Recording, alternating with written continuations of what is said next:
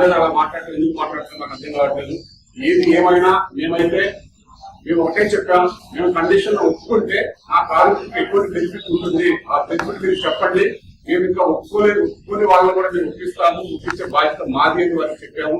మేము క్లారిటీగా ఆ రోజు అందరం ఉన్నాం.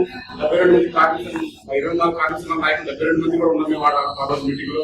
వారి సమక్షంలోనే మేము లెటర్ కూడా ఇచ్చాం, ఎంపీ లెటర్స్ ఇచ్చి మీకు ఎలా కావాలంటే అలా రాయండి, ఇక్కడే రాయండి, ఈ రోజే సమస్య పరిష్కరించుకుందామంటే వారి సమస్య పరిష్కరించకుండా వారి మధ్యలో వెళ్ళిపోయి భర్త గారు మాట్లాడతారు, యువరాజు గారు మాట్లాడతారని చెప్పి వారి సమక్షంలో జరిగిన మీటింగ్ కూడా చెప్పకుండా మీరు వారి మాట్లాడతారు నాకు అర్థం కావట్లేదు. ఇదేదో కార్యాచరణలో వారు తక్కువ పట్టిస్తారు తప్ప మమ్మల్ని అనటం మేము దానికి చాలా మేము బాధపడుతున్నాము. మమ్మల్ని ప్రస్తుతం మాట్లాడుతూ వారి ముందు మాట్లాడారు, నాకు ఆలోచన వాళ్ళు ఇవ్వాలి తెలిసే ఉద్దేశం ఉందో లేదో వాటి గురించి చెప్తే మా కార్యాచరణ చెప్పడానికి బాగుంటుంది. ప్రతి రోజు కూడా ఉదయం సాయంత్రం చెప్తాము, రేపు వరకు ఆగండి, రేపు చెప్తాము, ఒకరోజు ఆగండి చేస్తాను. మేము ఒప్పుకుంటే ఎంత పర్సెంటేజ్ ఇస్తారో చెప్పమనండి, లేదంటే అసలు కన్సల్ట్ చెప్పమనండి. ఏదైనా సరే మేము వాళ్ళ క్లారిటీ కోసం వెయిట్ చేస్తున్నాయి. కానీ ఇట్లా దూకులు రావట్లేదు. మేమందరం కూడా మీ ద్వారా ప్రముఖ నిర్మాతల్ని ఛాంబర్ వారిని మీకు వాడుతున్నాం.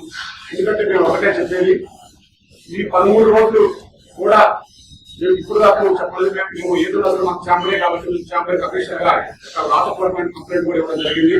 మాకు గౌరవ వేతనాలు చాలా పెండింగ్ లో ఉన్నాయి. ఆల్రెడీ తీసుకుని కొన్ని 6 నెలల నుంచి పెండింగ్ లో ఉన్నాయి.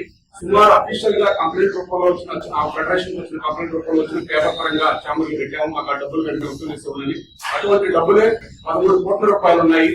ఎవరైతే ఇంకో సంస్థ వచ్చి మాట్లాడుతున్నారో వారికి ఒక సుమారు 2 లక్షల రూపాయలు ఉన్నాయి కూడా అది కూడా ఇవ్వడం జరిగింది.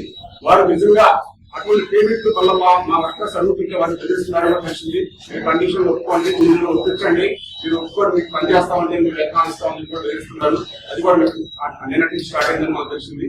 దయచేసి మేము ఒకటే రిక్వెస్ట్ చేసాం, ఏదైనా ఛాంబర్ కట్టుబడి నిర్ణయాన్ని కట్టుబడ్డాము, కట్టుబడికి పనిచేస్తున్నాం. కాబట్టి దానికి కాకుండా వేరే విధంగా మీరు డైవర్ట్ చేస్తూ మమ్మల్ని మేము డైవర్ట్ చేసామని రాజకీయంగా మాట్లాడుతున్నట్టు కాదు. ఏదైనా సరే మాకు రావాల్సిన బకాయిలన్నీ కూడా మాకు ఇమీడియట్ గా మాకు చెల్లించాలని మేము మీడియా ద్వారా ఛాంబర్ ద్వారా మేము అఫీషియల్ గా మాట్లాడుతున్నాం. కాబట్టి మా బకాయిలు ఏమున్నాయో మాకు అఫీషియల్ గా మాకు అన్ని కూడా మాకు చెల్లించి మమ్మల్ని చర్చలో గెలవాలని కోరుకుంటాను. Thank you.